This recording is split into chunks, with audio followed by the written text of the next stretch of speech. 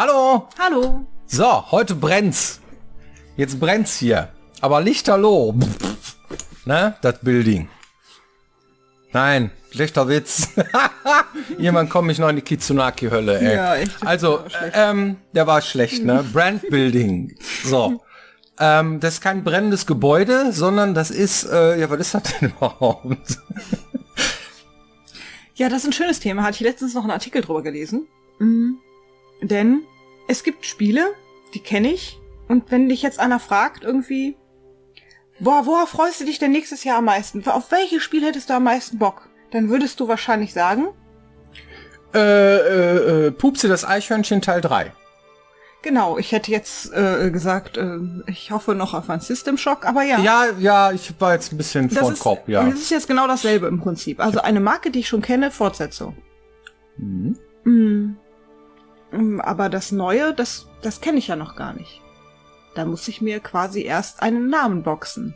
Ne? Also ich denke mir irgendeine neue Marke aus, die nenne ich dann Pupsi das Eichhörnchen. Und Pupsi das Eichhörnchen kennt keiner. Also muss ich irgendwas machen, damit die Leute auch Bock auf Pupsi das Eichhörnchen haben, sonst funktioniert das nicht. Und damit das funktioniert, muss ich einen neuen Brand bilden.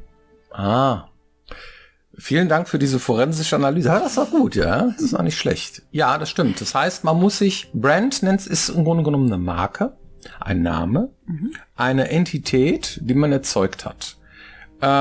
Ich vergleiche das immer gerne mit einem Tempo. Gib mal ein Tempo. Da weiß jeder sofort, Taschentuch. Ja? Und das ist ein Brand. Das ist eine Marke. Da weiß jeder sofort, worum es geht. Ja? Und das haben wir gemacht, und zwar jetzt schon 3-mal, ne? Brand Building, und zwar mit Gothic, mit Risen und mit Elex. Das heißt, da haben wir einfach was komplett Neues, neues Tempo-Taschentuch erfunden und mussten den Leuten erstmal vermitteln, so, hier hast du ein Tempo. Da sagen die, was ist das denn? Ja, ist ein Taschentuch. Hä? Ja? Und also ein 3D-Rollenspiel und so, ja gut, ihr seid Piranha Bytes, schon klar und so. Aber was ist denn das Besondere? Hybrid-Setting, was ist das denn? Ja, da ist Darth Vader mit Schwert und Schild und Magie und der kämpft gegen Sturmtruppler aus dem Raumschiff, so. Dann sagen die alle, hä? Was ist das denn? Kann ich mir nicht vorstellen. Wie soll ich das sagen? Das sind so die Berserker. Das sind so die mittelalterlichen, so, ne? Ach so, und die sollen dann gegen die Roboter kämpfen? Kann ich mir nicht vorstellen. Wir haben dann so einen großen, so einen Planeten, dann kam so ein Meteor runter und dann kam dann so ein Zeug, was dann irgendwie Elex heißt, und das ist dann irgendwie, macht dich dann stark, aber macht dich gefühllos und so. Kann ich mir nicht vorstellen. Ja, das ist dann wie, und dann kommt ein Vergleich zu einem anderen Brand. Ja, das ist wie bei Dune, der Wüstenplanet und dem Spice. Und auf einmal so, Tempo-Taschentuch, verstehe. Das ist Brandbuilding. Ja, das heißt also, du kommst mit was völlig Neuem eigentlich, du willst auch ein Alleinstellungsmerkmal haben, musst es aber mit Dingen vergleichen, die es schon gibt, damit Menschen verstehen, ach so, ja, das kann ich mir vorstellen. Genre ist ja ziemlich schnell erklärt. Ist ein Open World, 3D, Rollenspiel, Marke Piranha Bytes. So, da hat jeder sofort, okay, kann ich mir vorstellen, aber hoffentlich haben sie das und das und das und das, und dann fangen sie dann an zu überlegen, was sie sich alle gerne wünschen und so weiter, und dem musst du dann nachkommen, wenn du ein Brandbuilding machst, wenn du dann halt eine Marke erzeugst, ne? Und das ist so die Herausforderung, das ist schwierig. Ich hoffe, ich habe das einigermaßen irgendwie so ein bisschen... Doch, ich glaube, das kann man sich sehr gut vorstellen. Ja. Und erlebt man ja auch selber sehr häufig. Ne? Das heißt, für jemanden, der so eine Marke innehat, zum Beispiel ein Publisher oder ein Producer, ist es natürlich sexy zu sagen, ich habe schon eine Marke, die funktioniert, die hat auch schon eine Fanbase, also nehmen wir die und machen irgendwas damit. Ne? Und damit kommt man dann manchmal sogar schneller durch, beim Pitchen zum Beispiel. Wenn man jetzt zum Beispiel ein neuer Entwickler ist oder so und denkt, boah, ich habe eine total geile Idee, ne? Dann muss das Kind nur einen Namen haben, so ungefähr. Wir haben hier Klopapier. Wie nennen wir es? Rilli. Es gibt wirklich Klopapier, das Rilli heißt. Finde ich eine super Idee. Das ist eine super Idee, ne? Was hat der Tag Struktur, ne? Ja, im wahrsten Sinne. Entschuldigung. Und dann, ja, ich meine, Klopapier überhaupt, ja, das heißt entweder Servus. Tschüss. Oder, nee, ist auch egal. Okay. Jedenfalls, genau, dann habe ich eine Marke und deswegen sind Fortsetzungen auch so, ne? Was wollen die Leute irgendwie? Wir wollen eine Fortsetzung, was kennen wir, wo haben wir schon einen Markt? Eine Fortsetzung. Deswegen ist es halt so sexy, eine Fortsetzung zu machen von verschiedenen Dingen. Auf der anderen Seite wäre es ja auch mal schön, wenn man irgendwie mal was Neues kriegt, ne? Eine neue Marke. Eine, die total toll ist, von der ich noch gar nicht weiß, dass ich sie haben will. Und sowas muss man dann erstmal bewerkstelligen, ne? Das heißt, du hast dann in so einem Fall manchmal eine recht lange Marketingstrecke oder eine besonders schöne Marketingidee oder du hast jemanden, der das Ganze mitträgt, hast so einen Schirmherrn, hätte ich jetzt fast gesagt, den du als Galionsfigur vor dir hertragen kannst und sagen, guck mal, der findet das gut, findet ihr das auch gut, ne? Oder dann gibt's verschiedene Ideen, wie man so eine Marke quasi an Mann bringen kann, damit die Leute darauf aufmerksam werden und denken, oh, da ist ja was Neues, ich glaube, das interessiert mich auch. Ja, fand ich zum Beispiel schön, wie die das bei Death Stranding gemacht haben. Das war so ein Konzept. Total gut, Kein Mensch hat am Anfang gerafft, was ist denn das überhaupt? Und die haben aber mit ihrem Trailer-Konzept zum Beispiel unwahrscheinlich neugierig gemacht. Man muss dazu sagen, da hast du recht, aber es hinkt auch noch ein bisschen, weil nämlich Piranha Bytes ist auch eine Brand, ja, genauso wie Hideo Kojima ein Brand ist. Das heißt, es ist ein Hideo Kojima Spiel, da steckt eine Person dahinter, eine Person kann auch ein Brand sein. Ja. Und dann weißt du auch sofort, okay, Death Stranding ist Hideo Kojima, alles klar, weiß sie Bescheid, bringt zusammen. Okay, fliegende Wale, weiß sie Bescheid. So. Das heißt, wir haben es jetzt zum Beispiel einfacher, einen neuen Brand zu erzeugen, als wir es hatten, als wir angefangen haben. Weil da wusste noch keiner, was machen die denn? Ja. Wird das überhaupt was? Ne? Da muss man erstmal irgendwie einen vorlegen, irgendwie. Und dann gab es ein Gothic irgendwie und Gothic 2 haben dann die Leute gekauft und war ein Riesenerfolg irgendwie. Und damit auch noch mehr Gothic 1, wo am Anfang noch gar keiner wusste, was das denn. Ja, stimmt. Ja? Und das ist bei jedem Brand auch wieder so, bei jeder neuen Spielemarke. Nur, dass, wenn du schon einige vorher gemacht hast, das ist natürlich ein bisschen einfacher, weil die Leute dann vielleicht auch mal nach der Firma suchen, wenn du Glück hast. Das stimmt. Ja. Ja, eine gute Mischung, die macht's, ne? Also zwischen neuen und alten. Dass man irgendwie, ja, sich auf eine Fortsetzung von etwas freut, aber zwischendurch mal irgendwie was Neues kennenzulernen, ist auch sexy, ne? Ich bin sowieso ein Märchenonkel, also mich interessieren in erster Linie, was für eine Geschichte wird da erzählt. Na? Ich könnte mir auch ein Strategiespiel reinziehen, wenn die Geschichte gut ist, ja. Gestern hat ein Kollege gestreamt, das Remake von StarCraft, ne? Und hat gesagt, naja, die waren ja damals so niedlich, die ganzen Spiele mit ihren Storys. Die Zergs greifen an, vernichte sie. Die Menschen greifen an, vernichte sie. Ja, und dann wieder die Zergs und dann irgendwie, ne, wir brauchen mehr Vespingas. So, ja, du musst es eigentlich nur vernichten. Das war die Geschichte. Das darf man so jetzt nicht sagen. Das stimmt ja nicht ganz.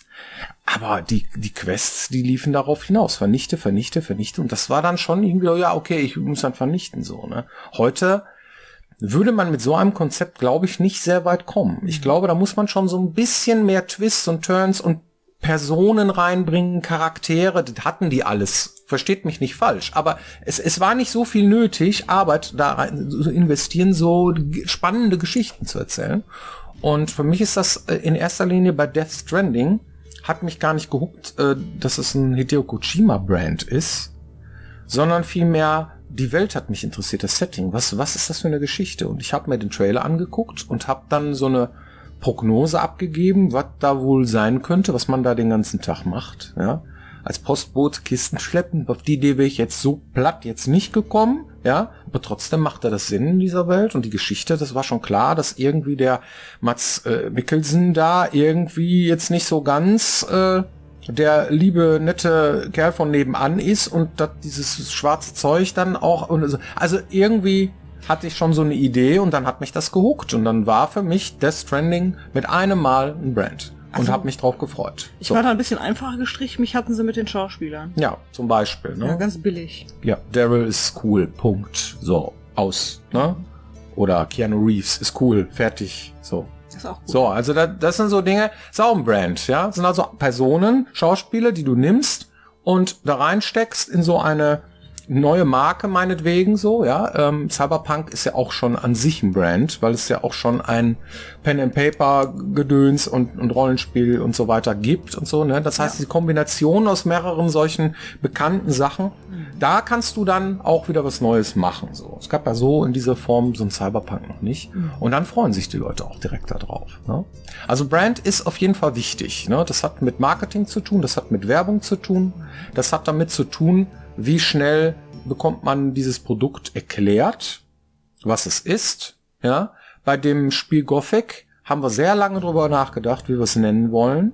Und Gothic hat ja jetzt erstmal nichts mit einer Fantasy-Welt zu tun, sondern Gothic ist halt gotischer Stil, so ist vergangen, also, aber, und es gibt eine Musikszene, die Gothic-Szene so, ja, die ist eher so die Rüschen Vampir-Fraktion, sag ich jetzt mal. Ich darf das sagen, weil ich bin auch einer von denen, ja. Und du bist die Rüschen Vampir. Ich bin der Flocati-Affe, ne, auf einer Party, so, ja, gerne, aber mit Fantasy-Rollenspiel, mit harten Typen, die dich für ein Hutband umlegen, hat das jetzt mal gar nichts zu tun. Trotzdem irgendwie doch. Aber als das Spiel dann da war und dann die Leute gespielt haben und irgendwann verbinden die heute dieses Wort und dieses Ding mit unserem Spiel. Das hat sich gebildet. Brandbuilding. Ja, so muss man das sehen. Wir hatten letztens noch eine Diskussion über Namensfindung in dem Zusammenhang. Ne? Das eine gehört ja direkt mit dem anderen zusammen und haben festgestellt, wenn man sehr viele verschiedene komplizierte Wörter braucht, um einen Brand zu benennen, ist es natürlich schwieriger, sich den zu merken, als wenn du irgendwie so ein Wort hast. Das ist einfach einfacher. Ja. Gut. Könnt ihr ja mal drauf achten, ne? Was sind die bekanntesten Marken, die ihr so kennt? Und was habt ihr behalten? Was in Erinnerung? Und was ist das nächste, worauf ihr euch freut? Ist das eine Fortsetzung oder ist das eher irgendwie was Neues? Ja, das ist spannend. Gut, wir haben eine Trophy-Box. Ja. Ja, und zwar die hier. Sehr spannend. Habe ich mir jetzt überlegt, das genau zu diesem Zeitpunkt zu machen, weil wir über Brand und Brandbuilding und Zeugs reden. Scotty, wenn du zuguckst, vielen Dank für dieses Geschenk. Ja, er hat mir das geschenkt. Werbwolf ist ein Streamer und ein Freund von uns. Wir nennen ihn Scotty. Er hat denselben Vornamen wie ich, Björn. Also 3 Namen bringe ich jetzt mal ins Spiel. Der, so, um euch maximal zu verwirren, der hat mir das hier geschenkt, weil wir Star Trek Fans sind und weil wir die Serie Picard geguckt haben. Und er sagte, guck dir dies mal an, das schenke ich dir. Das ist ganz toll. Das ist nämlich die Weiterführung oder die Vorgeschichte davon. So, ich habe es noch nicht gelesen, aber wir haben die erste Staffel von der Serie Picard geguckt, die ein Spin-off ist mit dem Brand Star Trek. Und selbst Picard ist jetzt mittlerweile auch ein Brand. Ist es, ja. Ja, das ist also eine Figur, wenn du irgendwo Picard hinschreibst, am besten noch mit so einem Roddenberrys Föderationszeichen, da weiß jeder sofort, was das ist. Gibt's keine 2 Meinungen darüber. Du kannst das Wort auch irgendwo hinschreiben, da denkt jeder sofort an Captain Picard, ja, oder Kirk. Oder Spock. Ja, da kannst du einfach ein Produkt erzeugen, was Mr. Spock heißt oder Captain Kirk und jeder weiß sofort, was gemeint ist. Es ist ein Brand, so. Trotzdem geht es natürlich einher mit Star Trek. Das Wörtchen Star Trek als der Oberbegriff darf natürlich nicht fehlen. Genauso wenig wie bei Mandalorian, ja, Star Wars nicht fehlen darf. So. Aber Mandalorian ist mittlerweile dann auch ein Brand. Weil geh mal irgendwo hin und erzähl irgendwas von Mandalorian, da weiß jeder sofort, Tempotaschentuch. Ja. Das ist schon sehr, sehr, sehr mächtig, diese Geschichten hier, also die Brands dieser Welt, die führen uns durch unser Leben. Vielen Dank. Hast du eine Community-Frage? Ja, das passt hier. Pass mal auf. Irgendjemand hat beim letzten Mal sich verwirren lassen. Oh. Von unserem das wollen wir ja nicht. Gerede. Genau, das wollen wir nochmal wiederholen. Und zwar, die Frage ist folgende. Ein offizielles Piranha Bytes Shirt würde ich mir in guter Qualität kaufen. Ja. Da hättet ihr den Hut auf und nicht der Publisher, oder? Also, wir vertreiben aktuell überhaupt gar kein Merch. Wir hatten mal so Restbestände von irgendeinem Zeug. Und die Links davon, die waren mal und sind teilweise immer noch ein bisschen verwahrlost auf unserer Internetseite zu finden. Aber da ist mittlerweile so gut wie nichts mehr. Also, nein. Wenn es neuen Merchandise geben soll, dann bräuchte es dafür quasi einen neuen Shop oder integriert in einen Wir haben da keine Infrastruktur. Wir sind niemand, der so etwas herstellt. Also müssten wir Kooperationen mit irgendwem und hin und her und so weiter. Ne? Und das ist dann natürlich auch eng verbandelt mit dem Publisher, der dann entsprechend, wer gibt die Kohle dafür, wer geht in Vorkasse. Diese ganzen Dinge, die spielen da mit rein. Genau, das heißt, wir sind ja Teil von THQ Nordic. Das heißt, das geht dann über die. Und deswegen wäre auch ein Piranha Bytes Merch bei denen gut aufgehoben. Wenn ihr sowas haben wollt, fragt die trotzdem. Vielleicht machen die uns ja Piranha Bytes Taschen oder qualitativ hochwertige Piranha Bytes Shirts oder anderes Zeug irgendwie. Wenn ihr das haben wollt, dann sagt ihnen das. So. Bam. Vielen Dank für eure Aufmerksamkeit und schaut auch nächste Woche wieder vorbei, wenn es heißt Piranha Becken TV. Genau. Dankeschön. Tschüss. Tschüss.